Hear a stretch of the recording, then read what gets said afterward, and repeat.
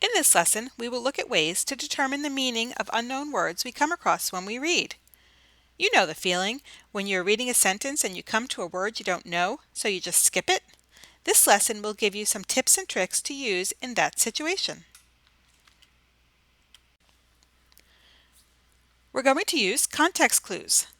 Context clues are pieces of information from the text that, when combined with prior knowledge, allow you to decide the meaning of unknown words. As a reader, you must be a detective and put together clues from words and sentences surrounding an unknown word in order to make an intelligent guess as to what the definition of a word is. That may sound kind of confusing, but here are 4 tricks for using context clues to determine the meaning of an unknown word. Number 1, the definition. The word is defined directly and clearly in the sentence in which it appears. Number 2, antonyms. Word clues such as unlike, whereas, or as opposed to are used in the sentence. Number 3, synonyms. Other words are used in the sentence with similar meanings. And number 4, inference. The word meaning is not directly described, but can be guessed at from the context of the sentence. Let's use examples of these 4 tricks. The first one was definition. The unknown word is defined directly and clearly in the sentence in which it appears. Let's read the sentence in blue. There are many theories or ideas about what made the ice ages happen. If you didn't know the underlined word theories, let's look for a definition in the sentence. In this sentence, the word ideas tells us that theories are different thoughts people have about something. Tip number 2 was looking for antonyms. Word clues such as unlike, whereas, or opposed to are used. Let's look at our example. Joe was reluctant to take the job of captain of the team. He was afraid that the time it would take would hurt his grades. On the other hand, Billy was eager for the chance to be team captain. If you didn't know what the word reluctant meant, you could look for clues. In this sentence, the words on the other hand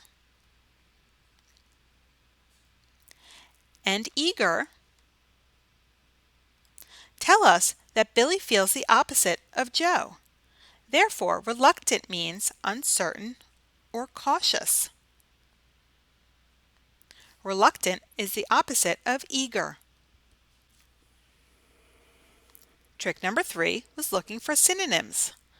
Other words are used in the sentence with similar meanings. Let's read the example. Mary admonished her students, and they knew they were in hot water for their actions. In this sentence, the words in hot water tell us that admonished means cautioned or scolded. The last trick is using inference. When word meanings are not directly described, but can be guessed at from the context it's used in. Let's read the example in blue. I abhor when I am caught in traffic jams. It can add 30 minutes to my usual trip. I just hate those days. By looking at the context in this sentence, can you take a guess at what abhor means? It means to dislike. The fact that the drive takes an extra 30 minutes and I hate those days, that gives me clues that the word abhor means to dislike. So let's review.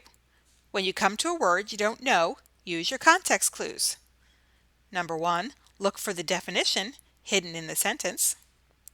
Use antonyms or synonyms to discover the meaning of your unknown word.